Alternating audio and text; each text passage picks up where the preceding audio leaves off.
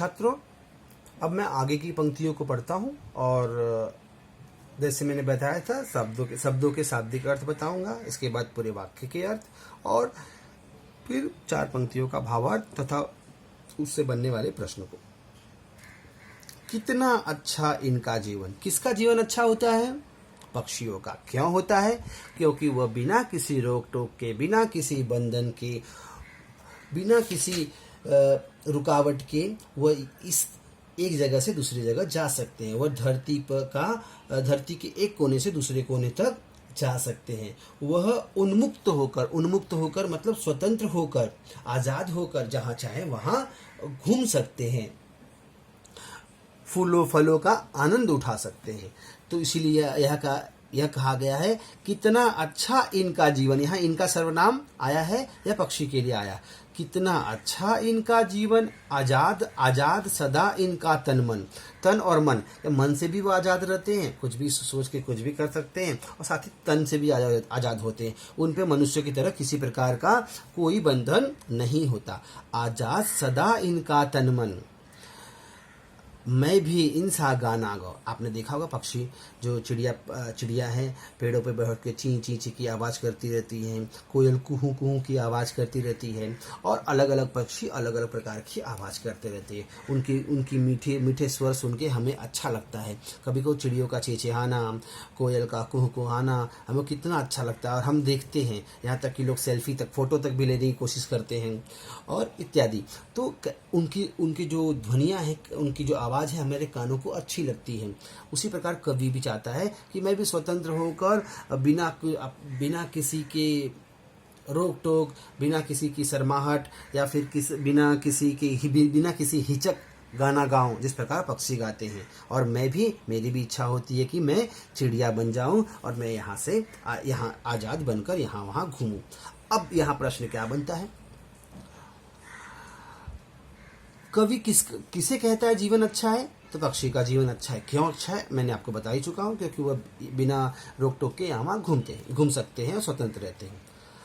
और साथ ही साथ यहाँ भी क्योंकि उनका तन मन आज़ाद होता है, वह बिना किसी रोक टोक के गाना गा सकते हैं, और इस प्रकार वह सारा आनंद ले पाते हैं। और कवि की भी ऐसी इच्छा है कि वह भी चिड़िया बनकर ये सारी चीज़ों का आनंद ले।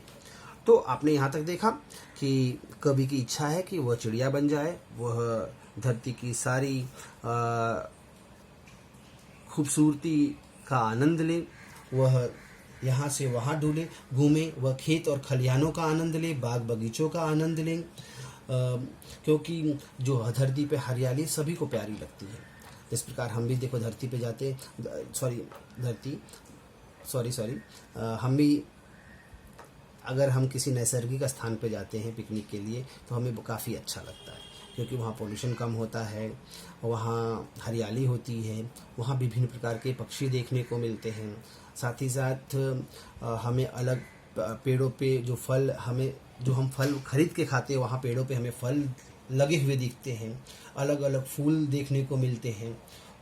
शहरों की तुलना में वहाँ का एटमॉस्फेयर, कहने का मतलब है वायु, हवा, ठंडक कुछ अलग होती है, और ये सारी चीज़ें देखकर हमें आनंद आता है। तो इसी कारण तो कवि चाह रहा है, आगे मैं पढ़ूंगा, जंगल जंगल मैं उड़ विचरूं। जंगल मतलब यहाँ से वहाँ, आप देखते होंगे बड़े बड़े जंगल धरती पे हैं, तो कवि चाहता है कि चिड़िया बनकर मैं एक जंगल में घूमूं। विचरूं मतलब घूमना। पर्वत घाटी की सैर करूं। पर्वत मतलब आपने देखा ही होगा पर्वत।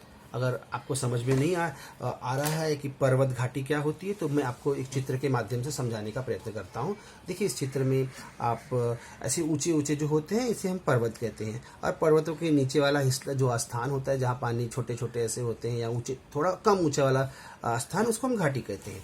तो यहाँ बताया गया है कि जंगल जंगल मैं विचरूं, मतलब जंगल जंगल में उड़ विचरूं, मतलब जंगल जंगल में मैं उड़कर विचरूं मतलब घूमूं।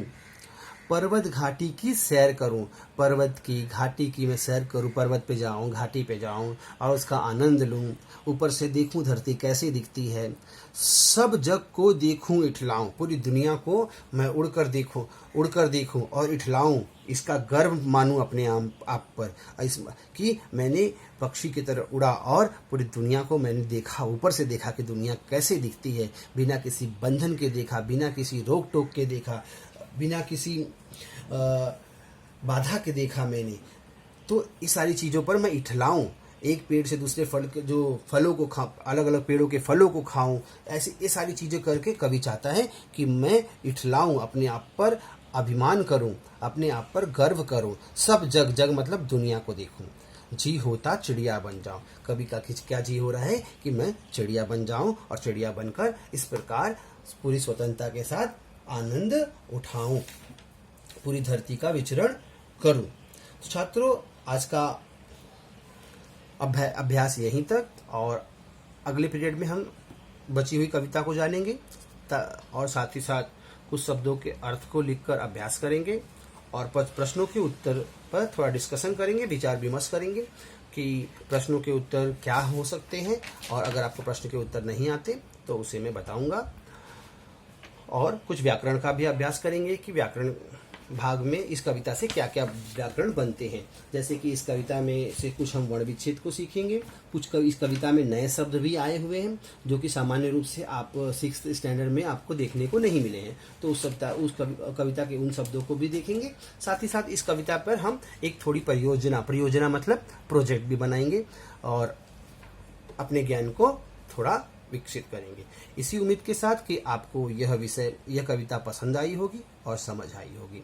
आप सभी अपने घरों पे ठीक ठाक से होंगे। धन्यवाद।